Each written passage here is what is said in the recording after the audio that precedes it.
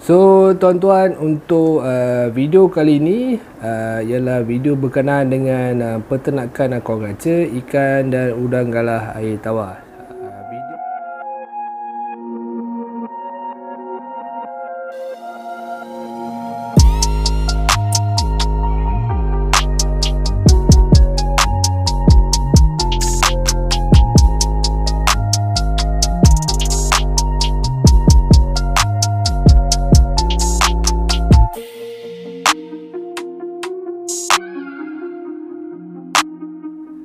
Assalamualaikum semua, selamat sejahtera, selamat datang ke channel Mr. Z TV. Kepada semua subscriber aku ucapkan terima kasih banyak-banyak kerana subscribe.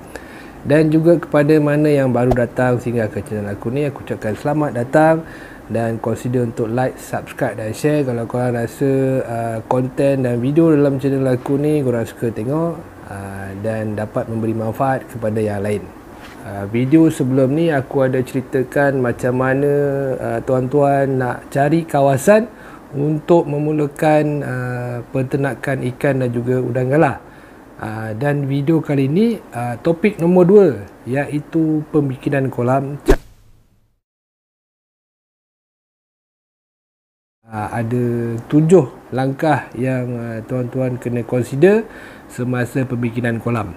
Baik tuan-tuan, langkah pertama untuk membina kolam tuan-tuan ialah bentuk. Okey, tuan-tuan kena pastikan dahulu bentuk kolam tuan-tuan macam mana. Dan saya percaya tuan-tuan pun ada pengalaman pernah tengok bentuk-bentuk kolam, iaitu biasa dalam bentuk segi empat sama ataupun segi empat tepat. Dan dia sama juga bagi yang nak buat peternakan menggunakan kolam tank, canvas ataupun simen. Biasa kita akan nampak yang tank-tank color biru semua tu kan.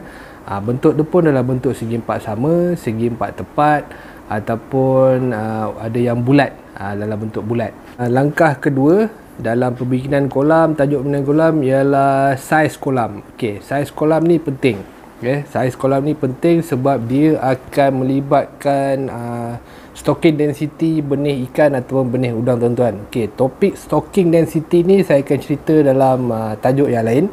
Okey, dalam tajuk ni kita akan spesifik kepada saiz dia.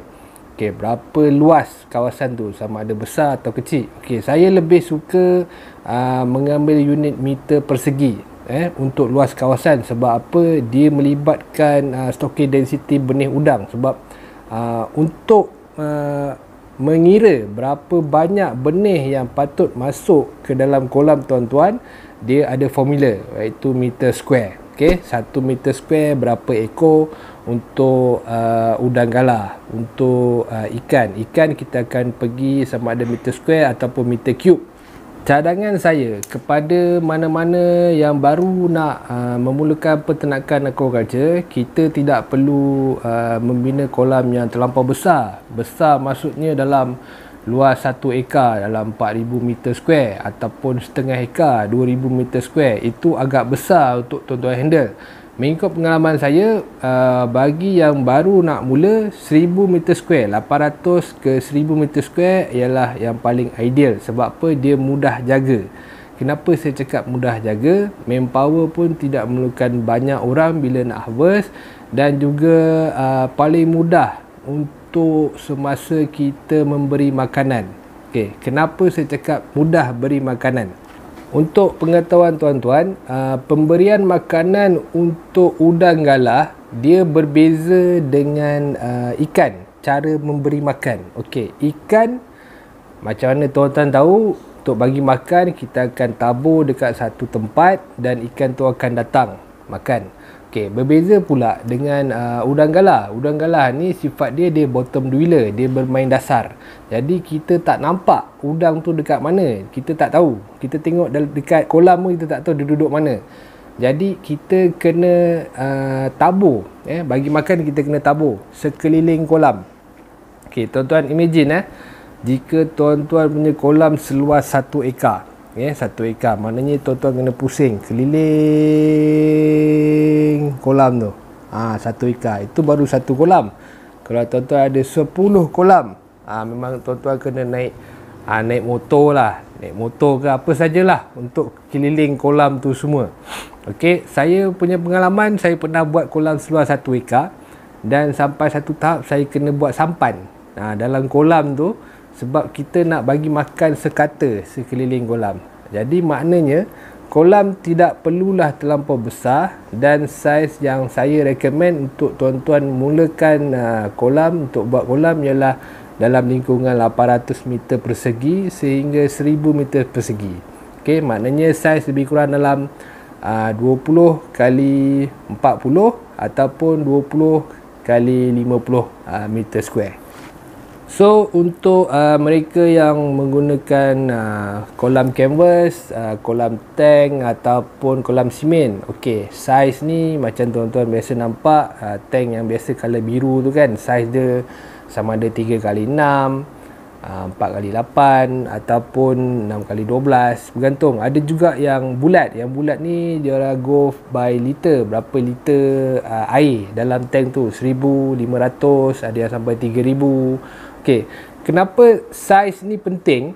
Sekali lagi saya beritahu kenapa saiz ni penting, ialah dia akan menentukan berapa banyak stocking density benih ikan atau udang tuan-tuan semasa tuan-tuan nak masukkan ke dalam kolam. Dan juga saiz, stocking density, dua-dua ni dia akan menentukan berapa banyak pengeluaran ikan dan juga udang galah tuan-tuan. Okey, itu spesifik topik, kita akan masuk dalam bab yang lain.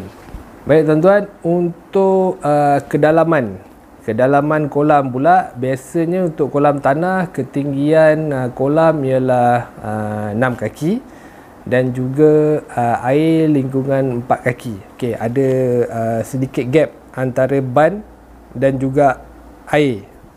So itu antara 3 langkah pertama yang tuan-tuan perlu lakukan semasa untuk membina kolam, iaitu bentuk kolam, okey, pertama, yang kedua saiz kolam, dan yang ketiga kedalaman kolam. Sebab lepas ni saya akan tambah lagi 4 langkah yang tuan-tuan perlu lakukan semasa untuk membina kolam, iaitu inlet air, outlet air, kecerunan kolam dan juga sistem saliran.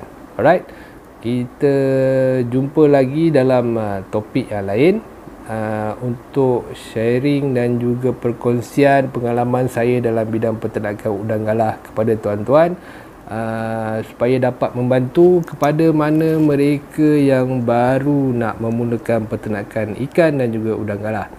So kita jumpa lagi next episode dalam topik pembikinan kolam. Jangan lupa like dan subscribe channel saya supaya tuan-tuan tidak terlepas dengan info dan juga input yang saya akan kongsi dengan tuan-tuan. Alright, kita jumpa lagi. Terima kasih kerana menonton. Assalamualaikum.